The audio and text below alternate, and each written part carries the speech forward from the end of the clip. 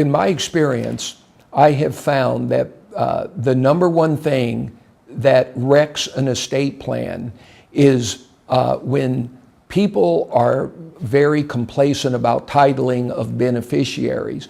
It is really a much larger topic than I think the general public realizes. There are at least five possible beneficiaries for an IRA. They all are subject to different IRS rules. But getting specifically on an inherited IRA, one of the groups that you can have as a beneficiary is a non-spouse person. This would be typically children or grandchildren. It could even be a girlfriend or boyfriend.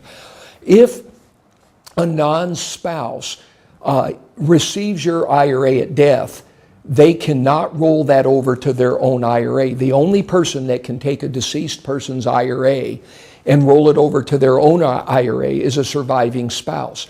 But what the IRS will allow the kids to do or the girlfriend to do is to establish another type of an account called an inherited IRA, which, by the way, is not an IRA, and it's subject to different rules.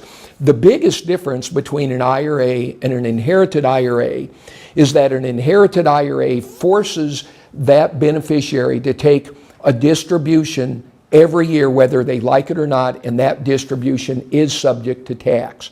However, the other side of this is that I would say half the people that come to us are even clueless about the fact that inherited IRAs even exist. So often what happens, the kids will inherit an IRA, they find out, oh, I just inherited $200,000 from mom, because it's usually at the death of the last parent.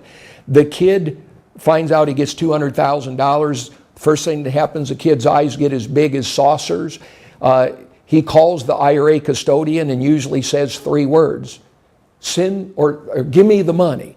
And usually on the other end of the line is well-meaning clerk with no training in tax planning or retirement planning that really is trying to be helpful. And the conversation usually goes something like this: well, honey, I just can't send you the $200,000, but we'll send you a form.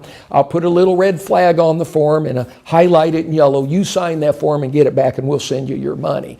So the kid gets the form, signs on the dotted line, sends it back, and boom, just has $200,000, in my example, of pure taxable income all dump in that kid's lap in 1 year. And I don't care what that kid's bracket is.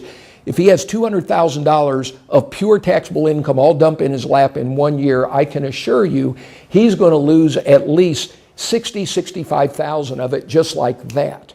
And so one of the most important things is for parents to make, or whoever the current IRA owner is to make sure they educate their beneficiaries on the fact that there's even an inherited IRA out there, because it is not always obvious to the beneficiary. So that's one big issue.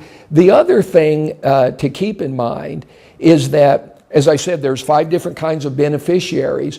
If, for example, you make a trust the beneficiary, which some parents do because they think, oh gosh, the trust covers all the kids, that can cause some unusual problems, like you have to use the life expectancy of the oldest kid if you use a trust and it's not set up right.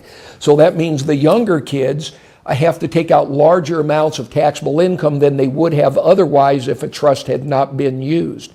If you use a charity, like if you're leaving money to your church, basically the rules on that are the church can pull the money out tax-free, so they really don't even have to worry about establishing an inherited IRA. And if your spouse is your beneficiary, the spouse is normally not going to do what we call an inherited IRA, because the spouse can roll the money over to their own IRA. But there are cases where that's not a wise thing to do, like if the spouse is younger. If they're below 59 and a half and they roll it over to their own IRA, that's going to prevent them from taking income. So often what will happen with a younger spouse, they'll leave it in the deceased spouse's IRA, which they can do, take income then without a 10% penalty till they're 59 and a half, then roll it over to their own IRA.